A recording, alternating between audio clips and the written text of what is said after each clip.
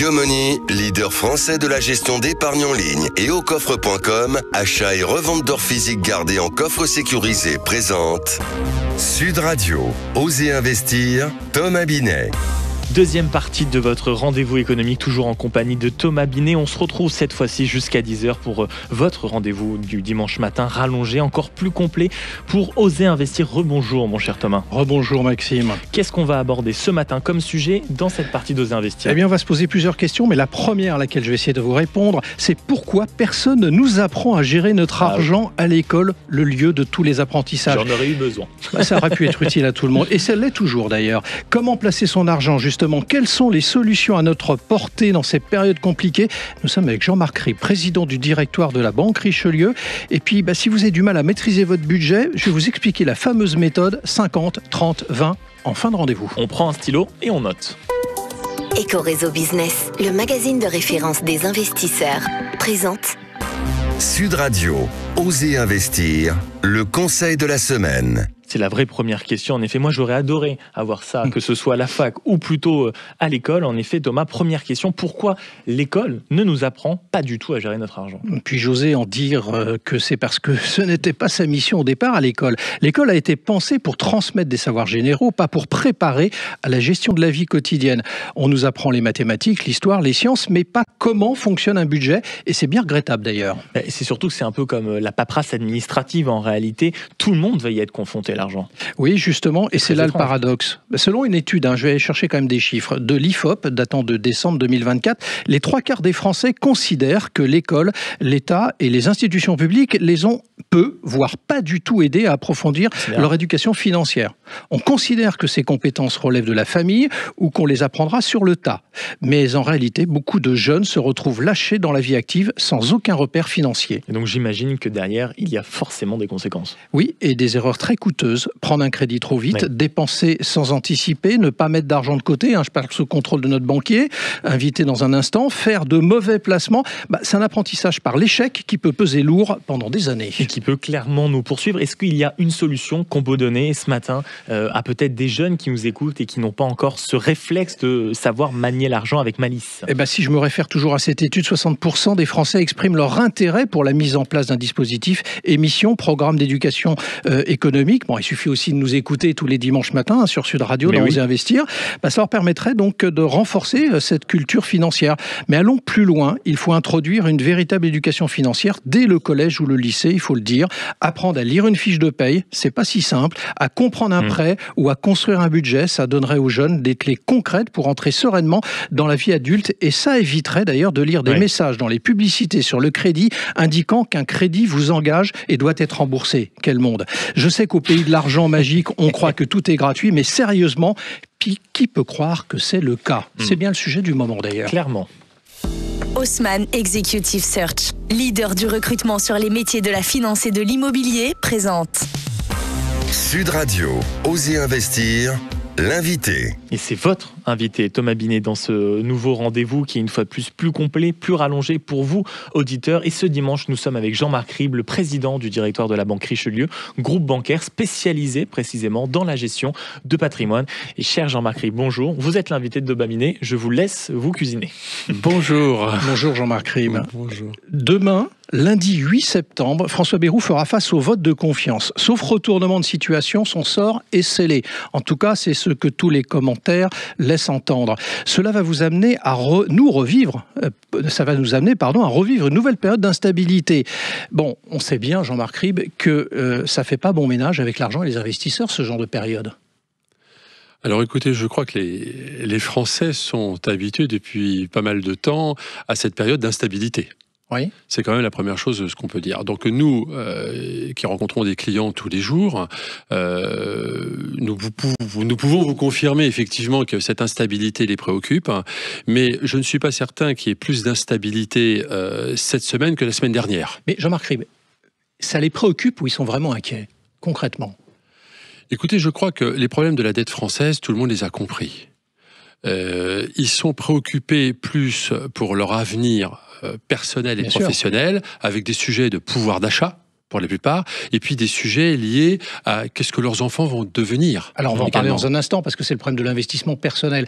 Moi je voudrais vous attirer votre attention sur un autre point. On va attendre aussi avec impatience, pas forcément le 10 septembre pour notre sujet, mais le 12 septembre, l'agence de notation Fitch, qui doit mettre à jour la note souveraine de la France.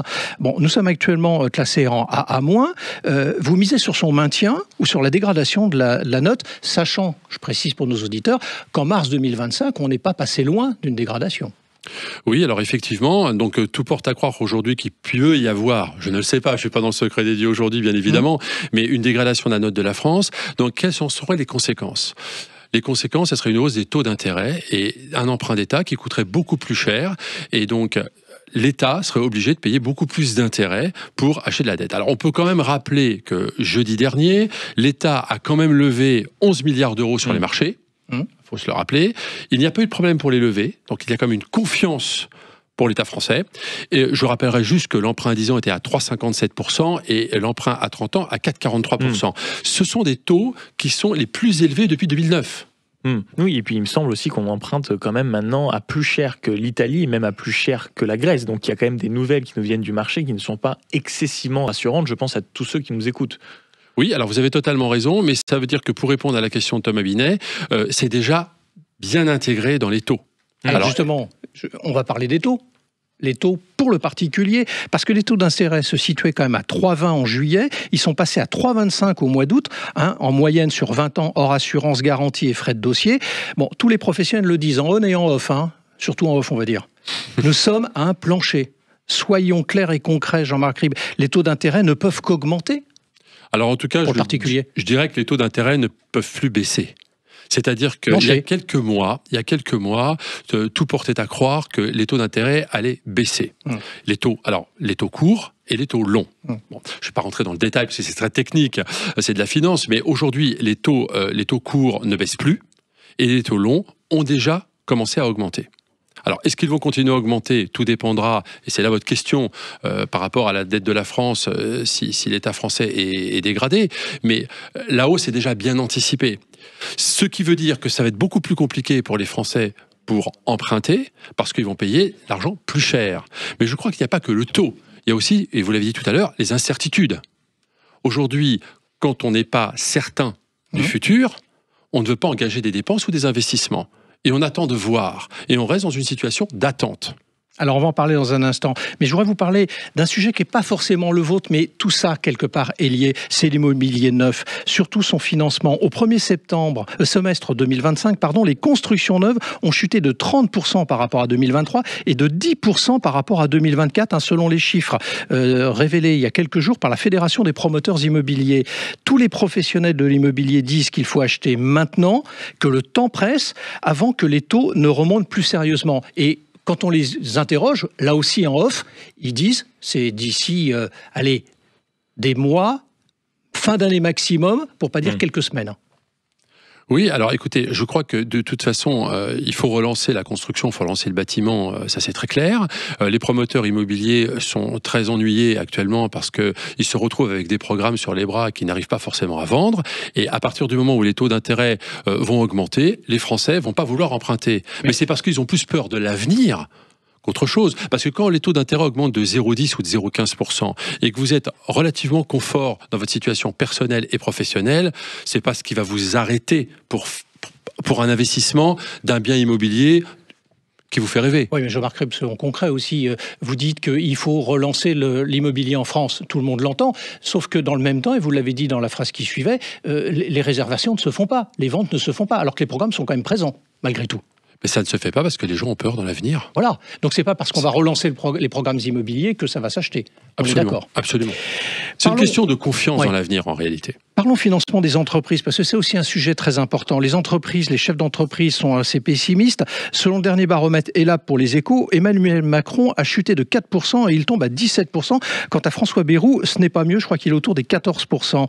Il faut de la confiance en économie pour les chefs d'entreprise. Il faut qu'ils sachent globalement que la fiscalité des entreprises ne va pas bouger. Le plus gros problème pour un chef d'entreprise, et ils le disent quand on les interroge, c'est l'instabilité fiscale. Qu'est-ce qu'on fait ?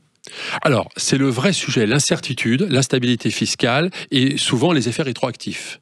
C'est-à-dire qu'aujourd'hui, il n'y a pas de visibilité sur les impacts fiscaux des mesures qui seront prises. D'ailleurs, nous ne connaissons pas encore les mesures puisque le budget n'a pas encore été voté. Bien sûr. Voilà. Donc c'est bien le problème aujourd'hui. Donc quand il y a une instabilité, les gens ont peur, ce qui est normal. Et pour autant qu'un budget soit voté dans les délais. Exactement. Donc les chefs d'entreprise aujourd'hui ne savent pas trop où ils peuvent aller.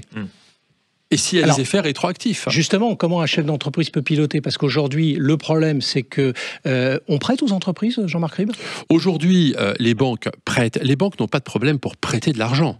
Soyons clairs. Alors quand j'entends parfois dire que les banques ne veulent pas prêter ou que les banques ont déjà atteint leur budget sur l'année 2025 et qu'ils attendent 2026, c'est totalement faux. Quand il y a des bons dossiers, les banques sont prêtes à prêter, bien évidemment. Vous dites que c'est faux. Qu'il y a une grosse concurrence entre les banques actuellement pour faire du crédit sur les bons dossiers. Alors vous dites que c'est faux parce que notre invité de la semaine dernière, Bruno Rouleau, qui est le délégué général de la Fédération du courtage en crédit, affirmait au micro de Sud Radio, dans Oser Investir, que justement la plupart des banques avaient atteint leurs objectifs pour l'année en cours et donc du coup étaient beaucoup plus regardants sur les conditions d'accès au crédit des dossiers.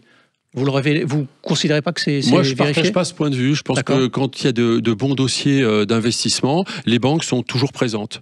Vous savez, les banques n'ont pas des quotas de financement. Donc, les bons dossiers sont traités. Les dossiers plus compliqués, où il y a moins de visibilité, sont plus en attente. Alors, on va essayer d'être pratico-pratique en cette fin d'interview.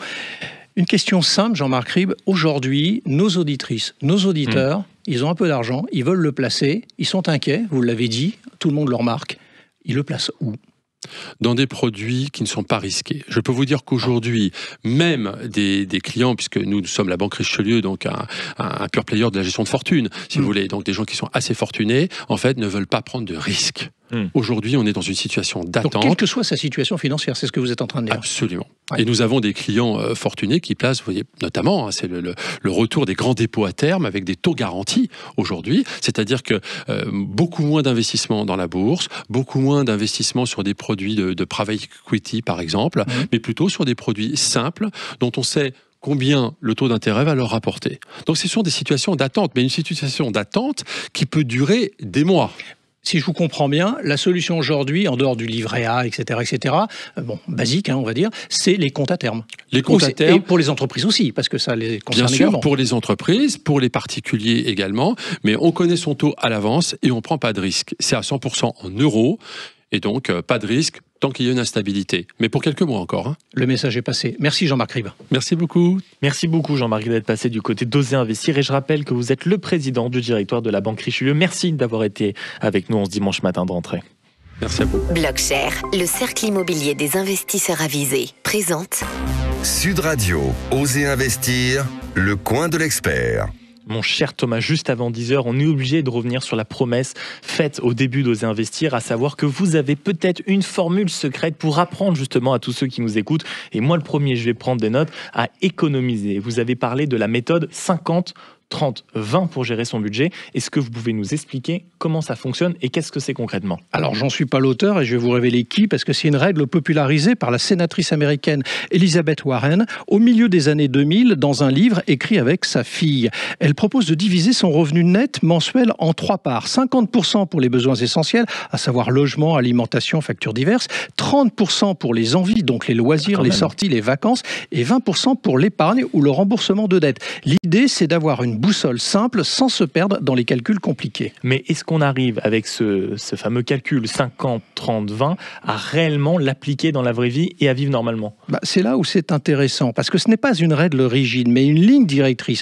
Prenons un exemple concret. Imaginez une personne qui gagne 1 800 € net par mois. Avec cette méthode, 900 € sont consacrés aux besoins essentiels, donc, comme je le disais, le logement, l'alimentation. 540 € aux envies, produits culturels, etc.